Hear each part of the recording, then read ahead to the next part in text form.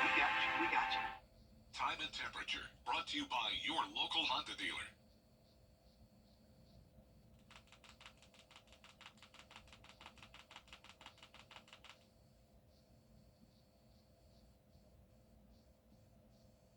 Well, one day of sunshine this week, and that'll be tomorrow. A completely sunny and dry day with warm temperatures, and enjoy it because the rain chances come back Friday through the weekend. All those details. Right now on News Channel 6 at 11, the Golden Harvest Food Bank continuing to feed the hungry across the CSRA. We'll tell you how. Also ahead a new day for an old hospital. The upgrades at Piedmont in Somerville. And employee benefits are being cut at Penn College. We'll tell you why as your news at 11 starts now. Live from Television Park, this is WJBF News Channel 6 at 11. Good evening, everybody. I'm Grant Eames. And I'm Jenny Montgomery. Thank you so much for joining us. Coverage you can count on begins as faster care is now available with the reopening of an old hospital in Augusta. Piedmont Augusta's Somerville campus will officially reopen tomorrow. They had a ribbon-cutting ceremony this morning, and Isabel Moody was there. This campus is an amazing resource for the community, and having it closed really was something that was a problem. And so we heard loud and clear from the community that they wanted the campus reopened.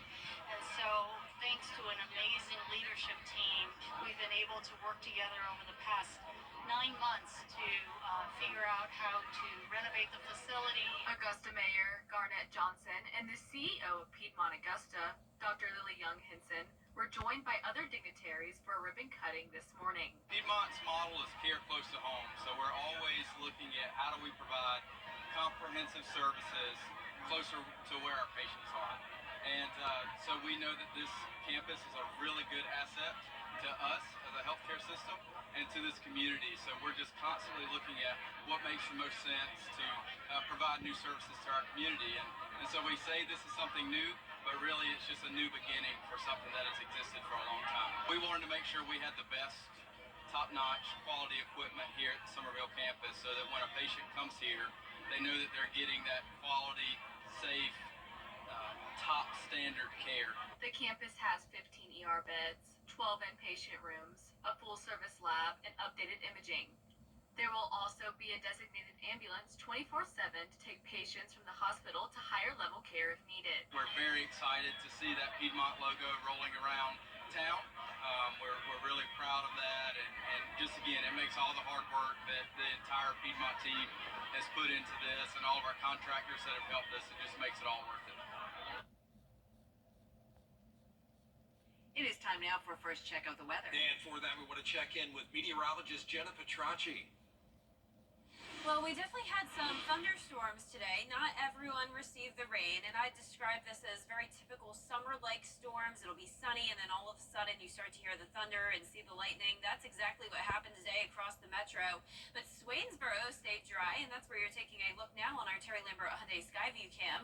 The entire CSRA dry now, but Augusta did pick up 0.05 inches of rain, so definitely nothing significant. High of 85, that puts us right around average. Low temperature this morning was definitely much warmer than normal at 68. Now, right now, we're already down to 69 in Augusta, 68 in Barnwell and Allendale, 67 in Evans. Still some 70s, though, in Millen and Sylvania. Wrightsville, the warmest spot at 73, 71 in Lincolnton, and 68 in Waynesboro. The dew points nearly match the temperatures in the mid-60s, so we do have a lot of moisture around still, despite the dry conditions. It's going to be another muggy night and start to your Thursday. Winds are coming in from the west, pretty light at the moment, especially across the river in our South Carolina counties. 6 miles per hour in Augusta, just 2 in Wrightsville, 4 in Crawfordville, and 5 in Washington. Satellite and radar showing mostly clear conditions at this time. All of the rain is out of here and focused along the coastline of South Carolina and North Carolina. That's where the cold front is, and behind it we have high pressure moving in. So tomorrow will be a beautiful dry day, starting out your day clear and in the low 60s. No chance of rain tomorrow. Then as we go into Friday, we will see a 40% chance of showers and storms. And on Saturday, a very high chance of rain. I'll have more details on that coming up shortly, but back to you. A former employee of Augusta National Golf Club pleads guilty to stealing millions of dollars worth of merchandise. Richard Glabinski was accused of transporting stolen goods and merchandise from the Masters from 2009 until 2022. Investigators say he took them to Tampa, Florida, knowing that they were stolen. He was charged in the Northern District of Illinois. Sentencing is set for October 29th, and he faces up to 10 years in prison. The investigation into the death of a toddler is underway in Aiken County. The coroner says a bird bath accidentally fell on Jasmine Michael Sunday at a home in Warrenville. The 3-year-old taken to the Children's Hospital of Georgia and died the next day. There is going to be an autopsy. A local cybersecurity firm is making a game-changing contribution to USC Aiken. Steelgate donated $25,000 to the school. It'll go towards scholarships for cybersecurity and computer science students. Each award will be designated for computer science majors with a 3.0 GPA or higher. The plan is to grant 25 scholarships of $1,000 each to students from area high schools. We're trying to get the interest of those students and bring out the spotlight that there's a lot of great programs here in the CSRA.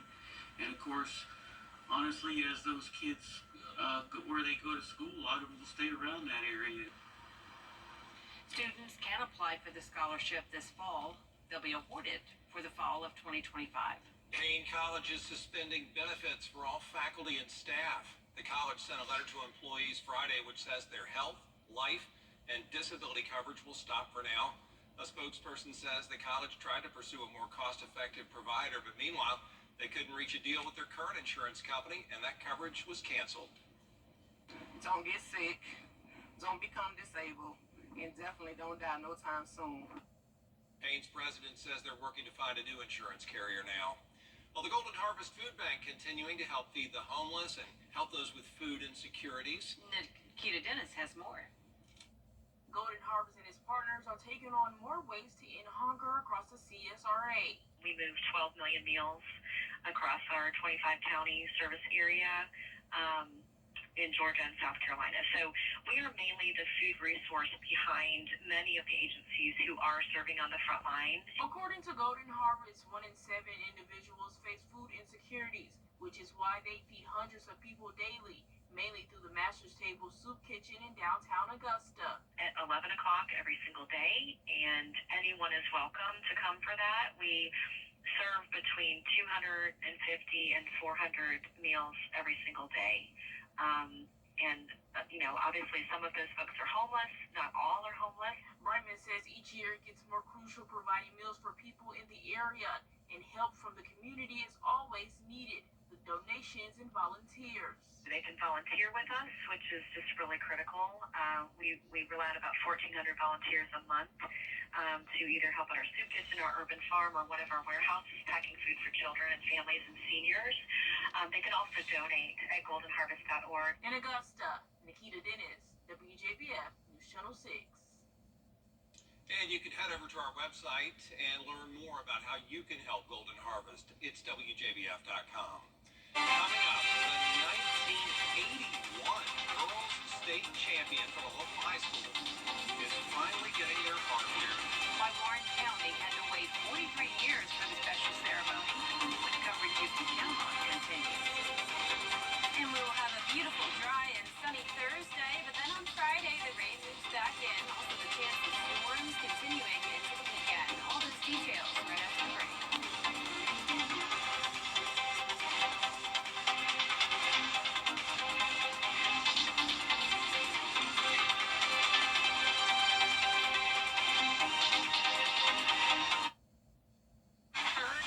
To apply today.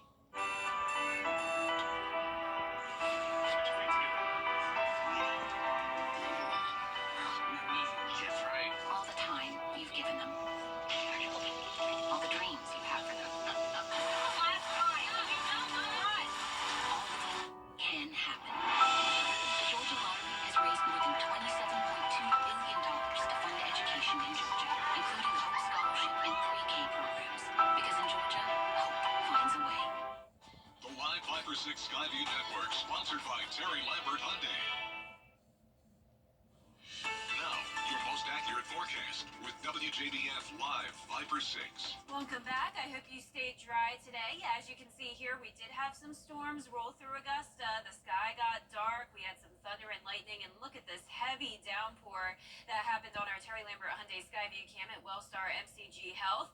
And then a really cool feature here happens. You can see the clouds start to break apart. And then notice this. So this is what we call an anvil. And it's when the thunderstorm makes it to the mature phase. So this is when the storm is now weakening and we no longer have any rain. You can actually see the blue skies here, and then notice the flat top. That's the anvil when the cloud makes it to the stratosphere and it just flattens out. So that's a sign that we are done with the thunderstorms, and that's exactly what happened. It was a quick, brief, heavy downpour in Augusta, and then we were dry the rest of the evening. 69 degrees right now here in town. Dry west wind coming in at 6 miles per hour. Dew points in the mid-60s. We're still seeing 70 in Lincoln and Sparta, Sandersville, 74 in Wrightsville, Louisville at 67, 68 in Barnwell and Bamberg. And as we take a look at satellite and radar, we have this cold front along the coastline. That's where all the activity is from North Carolina down to around Charleston. Now in the CSRA, it's completely dry. We just had one last shower make its way through Screven County. High pressure out to the west, so we'll have one day of sunshine tomorrow, and then we'll be back to the rain on Friday. Starting out tomorrow morning, clear, 61 degrees, warming up to 84 in the afternoon, mostly sunny, and we'll see very consistent temperatures over the next several days to come. So 86 tomorrow, down to 82 on Saturday, and then up to 88 next week, but I'm still expecting us to stay at least a couple degrees shy of that 90-degree mark. Rain chances do go up to 40% on Friday and then 70% for Saturday. Definitely encourage some indoor plans this weekend. Notice the feature cast tomorrow at 6 a.m. showing really nothing going on here in town. A little bit of high-level cloud cover passing by tomorrow evening, but for the most part, a nice sunny day. Then by Friday morning, we'll start out dry, and then around lunchtime is when we'll have our first batch of scattered shower activity move through. Then a warm front lifts to our north. This puts us in the unstable area, and that's when we have the chance of some strong to severe storms. So definitely some gusty winds possible Friday evening going into Saturday. So it's not done with just that first round. We'll have another round of storms come through Saturday and then eventually into Sunday as well. So a pretty unsettled pattern continues. High of 82 for Saturday, overcast with the rain and storms. 84 for your Sunday with just a slightly lower chance of rain. Our lows tonight will be in the low 60s and highs tomorrow will be right around average in the mid to upper 80s. That 10-day forecast showing the beautiful day tomorrow. Back to the rain and storms Friday, Saturday, and Sunday. Then as we go into next week, it'll be mostly sunny and dry as well. Low temperatures will be in the low to mid 60s. And before I go, have to give a shout out to North Harlem Elementary School in Harlem. I got to visit an awesome group of first graders today. And this was my final school visit of the 2023-24 school year. So thank you so much, North Harlem, for having me. And also a special shout out to the teachers. Andrea set up this visit with me. She was super sweet. And also pictured there, that's Christina. She is a big-time WJBF viewer. Love North Harlem. Love it. Great, Yeah. Great job. Thanks, Jenna. A local women's basketball team being recognized 43 years after their high school championship win. The 1981 Warren County girls team won the championship game that year, but never received their rings. Until today, the team finally got to put those rings on their fingers in the same gym where they fell in love with the sport. Way to go. You know, the principal, Dr. Roderick Hilton, he's been a basketball coach. And once he found out about this 81 team, he wanted to make sure they got what they deserved. I think it means a lot to them and let them know that we still care about them, we still love them, and that we're still here to recognize them, that we really appreciate them. They show up to a lot of our events. They're very positive in the community and very helpful and positive in their school. So it's just great to be able to recognize them. A lot of people at the school, the team, the staff, you name it, they say they hope the younger generation will be inspired by this team's story and they'll make their own marks in school history. Still ahead, election season is right around the corner. A look at the 2024 presidential race and some upcoming get-together between Biden and Trump when we come back. But first, the winning numbers for tonight's South Carolina Lottery pick 3239. And the pick 4 winning numbers tonight, 0627. Fireball 4.